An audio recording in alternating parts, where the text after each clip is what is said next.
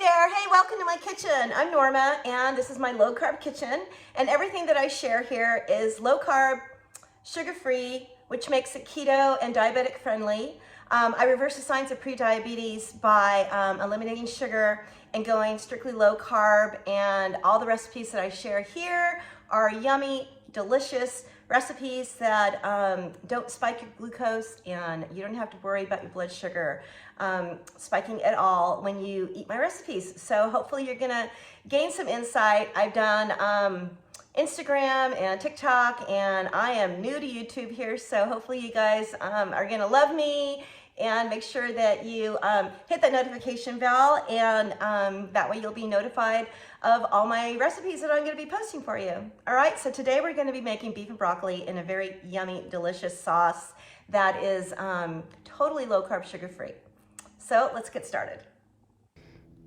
So we're going to start by adding oil to a saucepan to create our beef and broccoli sauce. So while that's getting warm and heated over the stovetop, I'm going to reach in my freezer and I'm going to pull out my ginger. This is where I keep my fresh ginger. I always keep fresh ginger in the freezer because it just lasts so much longer, and you can pull it out at any time and you can use it.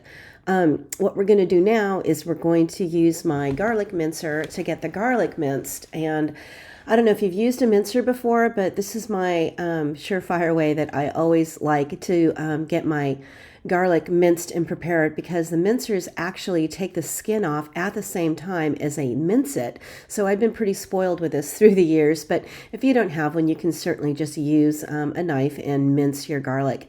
So what you want to do with your fresh ginger is make sure that you peel off the skin. The end of a spoon will work fine, or you can use a paring knife until you have a nice maybe 2-inch nib at the end, and then you're just going to freshly grate it.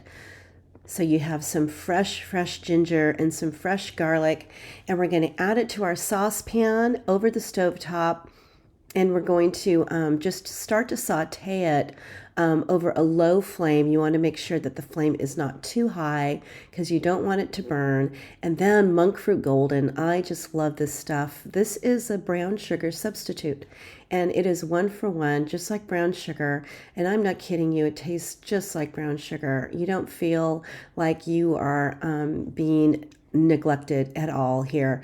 You need to break up the clumps just like you do with regular brown sugar, and then we're going to add in our liquid, our water, and our soy sauce, and then we're going to bring it to a generous boil. Stir it up really well, and then we're going to bring it to a boil. And you're going to want to make sure that you go ahead and lower the flame. You want it to reduce, and then you're going to take it off the flame and just let it cool. So now this recipe calls for 1 pound of flank steak. I am a huge advocate for using whatever you have in your refrigerator. I did not have a flank steak. I had these in my freezer, so I pulled them out. And unfortunately, the recipe calls for 1 pound. I only had half a pound. So the sauce is probably going to be a little bit too much for my half a pound, but it calls for cutting it against the grain. Can you see what I'm doing here? The grain of meat goes in one direction. When you cut it across the grain. So that means that you're cutting it diagonally across the grain, and this is going to make a tough cut of meat a lot more tender and easier to chew. So you're going to start layering them in a bowl a little bit at a time with a tablespoon of cornstarch, and you're going to want to make sure that that cornstarch is evenly distributed amongst all of that those beef slices that you sliced up.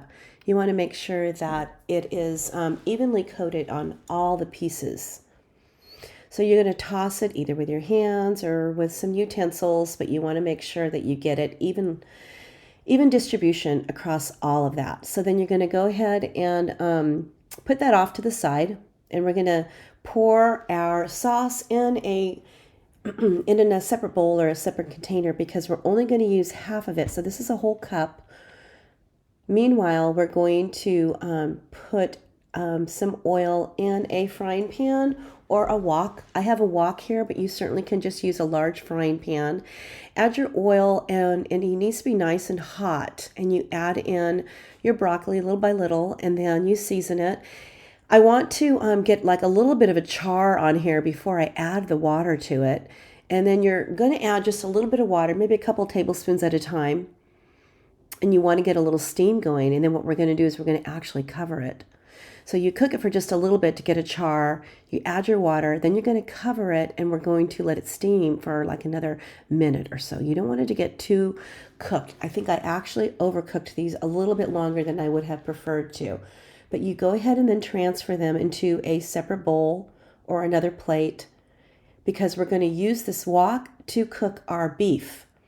So you want to keep it nice and hot and add only half of the amount of sauce.